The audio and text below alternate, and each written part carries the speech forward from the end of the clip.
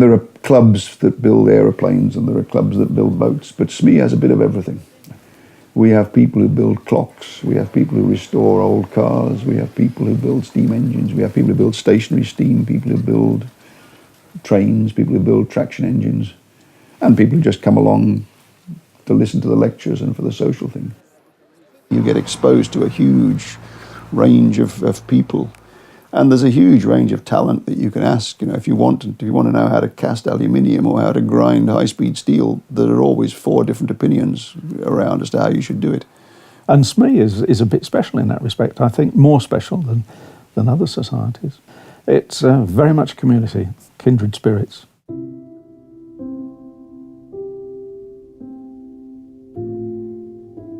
The world's full of people now who are making stuff in ways that were just impossible a few years ago.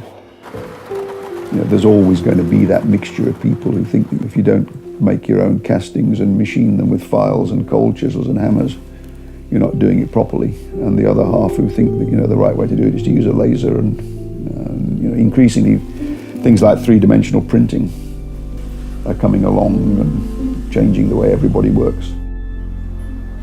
We have a very long history, and we're extremely fortunate, of course, in having the headquarters building, which means we've got not just a big workshop, but an enormous library of stuff. People may not always take books out, but there's always somebody up here, you know, just quickly skimming through a volume for something or other.